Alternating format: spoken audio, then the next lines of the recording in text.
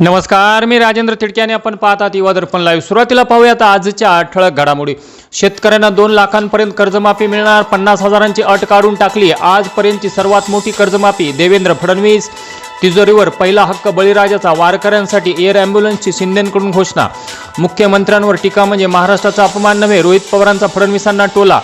शरद पवारांचे 5 ते 6 खासदार अस्वस्थ, पृथ्वीराज चव्हाणांच्या दाव्याने खळबळ। आणि एफडीएची राज्यभरात मोठी कारवाई, पाकिस्तान निर्मित सौंदर्य प्रसाधने विनापरवाना औषधे जप्त। आणि आता बातमीपत्र बीड जिल्ह्याचं आणि राज्यातील इतर घडामोडींचं सविस्तर।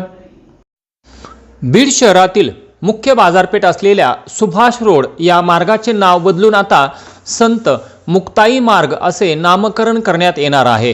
बीड शहरात संत मुक्ताई यांच्या पालखीच्या आगमना दिवशी सदर नामफलकाचे अनावरण संत महंत व मान्यवरांच्या उपस्थितीत होणार असल्याचे बीड नगरपालिकेच्या वतीने कळवण्यात आले आहे। हा नामकरण सोहळा उद्या दिनांक 11 जुलै रोजी सकाळी 11 वाजता पार पडणार असून या सोहळ्यास मोठ्या संख्येने उपस्थित राहण्याचे आवाहन पालिकेच्या वतीने करण्यात आले आहे।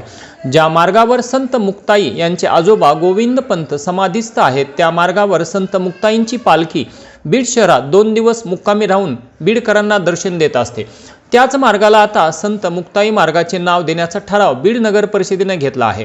तरी या नामकरण सोहळ्यास मोठ्या संख्येने उपस्थित राहावे असे आवाहन नगराध्यक्षा श्रीमती प्रेमलता पारवे, उपनगर अध्यक्ष श्री विनोद मुळूक, सभापती शेख निजाम, गटनेते फारुख पटेल, स्थायी समिती सदस्य अमर नाईकवाडे, सभापती संजय उडान, सभापती श्रीमती मोमीन सीमा परवीन, सभापती गुंजाळ धर्मराज लक्ष्मण, सभापती आरती रणजित बनसोडे तसेच बीड शहर व्यापारी महासंघाचे अध्यक्ष विनोद पिंगळे, सुभाष रोड व्यापारी असोसिएशनचे अध्यक्ष निलेश ललवानी व संत मुक्ताई नामकरण समिती वारकरी संप्रदाय बीड यांनी केला आहे। उचलीचे 50,000 रुपये परत न केल्याच्या कारणावरून ऊसतोड मजुराचे अपहरण करून त्याला 4 दिवस डांबून ठेवत त्याला बेदम मारहाण करून छळ केल्याची घटना समोर आली आहे। तर तोंडात लघुशंका केल्याचाही अत्यंत गंभीर आरोप करण्यात आला आहे। या प्रकरणी सुरुवातीला पोलिसांनी गुन्हा नोंद करून घेतला नाही असा आरोपही करण्यात आला असून देवीदास कापसे राहणार उमापूर तालुका गेवराई जिल्हा बीड असे मारहाण झालेल्या ऊसतोड मजुराचे नाव आहे। दरम्यान ऊसतोड मुकादम गणेश थोरात राहणार खांडवी तालुका गेवराई या मुकादमाकडून कापसे यांनी 2 लाख रुपयांची उचल घेतली होती। यातील 1.5 लाख रुपये त्यांनी फेडले होते तर 50,000 रुपये बाकी होते।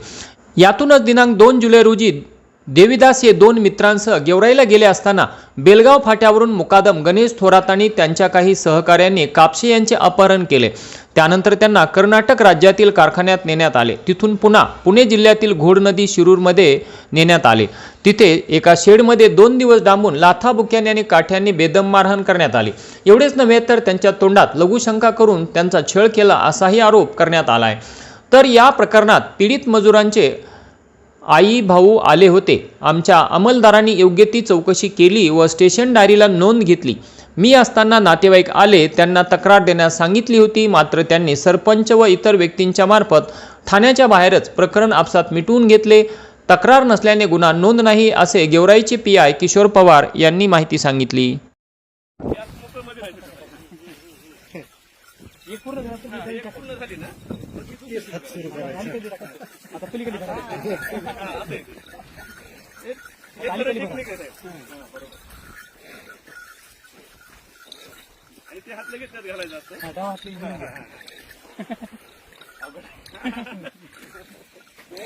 बीड येथील Dnyanradha multi-state cooperative credit society प्रकरणातील ठेवीदारांना न्याय मिळवून देण्यासाठी मुख्यमंत्री देवेंद्र फडणवीस यांनी गुरुवार दिनांक 9 जुलै रोजी मंत्रालयात एक उच्चस्तरीय बैठक घेतली। या बैठकीत आमदार सुरेश धस यांनी ठेवीदारांना त्यांच्या कष्टाचा पैसा परत मिळावा अशी मागणी मुख्यमंत्र्यांकडे केली। या बैठकीत ज्ञानराधा प्रकरणातील तपासाची सद्यस्थिती, जप्त करण्यात आलेल्या मालमत्तेच्या कार्यवाहीला गती देणे, विविध विभागामधील समन्वय वाढविणे तसेच कायदेशीर प्रक्रिया जलदगतीने पूर्ण करून ठेवीदारांना न्याय मिळवून देण्यासाठी आवश्यक उपाययोजनांवर सविस्तर चर्चा करण्यात आली।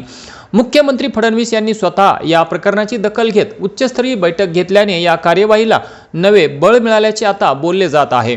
या बैठकीस मंत्री बाबासाहेब पाटील, राज्यमंत्री योगेश कदम, राज्यमंत्री पंकज भोयर, खासदार बजरंग सोनवणे, आमदार रोहित पवार, आमदार प्रवीण दरेकर, आमदार सुरेश धस, आमदार प्रकाश सोळुंके, आमदार विजयसिंह पंडित, आमदार संदीप क्षीरसागर, अक्षय मुंदडा यांच्यासह पोलीस अधीक्षक श्री नवनीत कामत, ठेवीदार कृती समितीचे मुख्य प्रवर्तक तथा स्वाभिमान संघटनेचे जिल्हाध्यक्ष प्राध्यापक सचिन उबाळे यांच्यासह वरिष्ठ प्रशासकीय तपास यंत्रणांचे अधिकारी, CID व EDचे वरिष्ठ अधिकारी यांचीही उपस्थिती होती। तर बीडचे जिल्हाधिकारी विवेक जॉन्सन आणि संबंधित लिक्विडेटर यांनी व्हिडिओ कॉन्फरन्सिंगद्वारे बैठकीत सहभाग नोंदविला। सहकार विभाग, गृह विभाग, अंमलबजावणी संचालनालय अर्थात ED, सहकार आयुक्त कार्यालय व बीड जिल्हा प्रशासनातील अधिकारी देखील यांचीही उपस्थिती होती। अंबाजोगाईत महावितरणचा अधिकारी लाचलुचपत प्रतिबंधक विभागाच्या जाळ्यात अडकल्याची घटना ताजी असतानाच आता जात पडताळणी प्रमाणपत्राच्या कामासाठी 3000 रुपयांची लाच मागितल्यानंतर ती स्वीकारत असताना बीड येथील समाज कल्याण विभागातील अभिलेखापाल राठोड अण्णासाहेब गबरू याला लाचलुचपत प्रतिबंधक विभागाने आज शुक्रवार दिनांक 10 जुलै 2026 रोजी रंगेहात पकडले। अधिक माहितीनुसार तक्रारदाराच्या जात पडताळणी प्रमाणपत्रासंदर्भातील काम करून देण्यासाठी आरोपीने 3000 रुपयांची लाच मागितली होती। त्यानंतर तक्रारदाराने याबाबत बीड ACB कडे तक्रार दाखल केल्यानंतर सदर तक्रारीची पडताळणी करून बीड ACB ने सापळा रचला। त्यानुसार आज आरोपी राठोड अण्णासाहेब गबरू याला 3000 रुपयांची लाच स्वीकारत असताना रंगेहात पकडण्यात आले।